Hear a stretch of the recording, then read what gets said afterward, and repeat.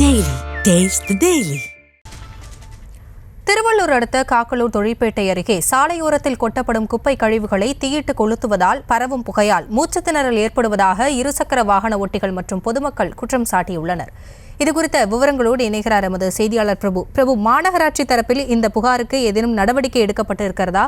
விளக்கமாக என்ன சொல்லப்படுகிறது? முழு விவரங்கள் என்ன?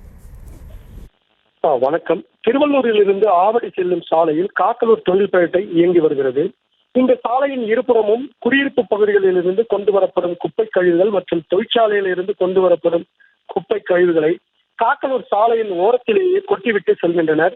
இந்த முக்கிய சாலையில் வேளாண் துறை அலுவலகம், அரசு நடுநிலைப் பள்ளி, ஆவின் பால் பண்ணை ஆகியவற்றிற்கு நாள்தோறும் மாணவ மாணவிகள், வேளாண் துறை ஊழியர்கள், பால் பண்ணை ஊழியர்கள் என ஆயிரக்கணக்கானோர் வந்து செல்கின்றனர்.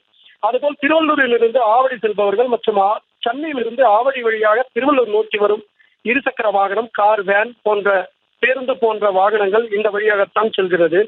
ஆனால் சாலையின் ஓரத்தில் கொட்டப்பட்டுள்ள குப்பை கழிவுகளால் சாலையில் செல்பவர்களுக்கு துர்நாற்றம் வீசுவதோடு தொற்று நோய் ஏற்படும் அபாயமும் ஏற்பட்டுள்ளது.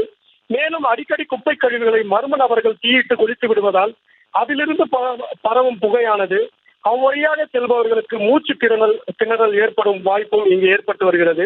மேலும் இந்த குப்பை கழிவுகளை கால்நடைகளும் சாப்பிடுவதால் அசம்பாவிதங்கள் ஏற்பட வாய்ப்பு இருப்பதால் நெடுஞ்சாலை ஓரத்தின் இருபுறங்களோடும் கொட்டப்பட்டுள்ள கழிவுகளை அகற்ற மாவட்ட நிர்வாகம் நடவடிக்கை எடுக்க வேண்டும் எனவும், காக்கலூர் ஊராட்சி உடனடியாக இந்த விவகாரத்தில் தலையிட்டு பொதுமக்களையும் மாணவ மாணவிகளையும் நோய் தொற்றிலிருந்து காப்பாற்ற வேண்டும் எனவும் கோரிக்கை எழுந்துள்ளது.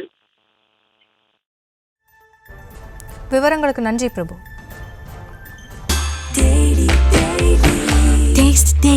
Taste the Daily.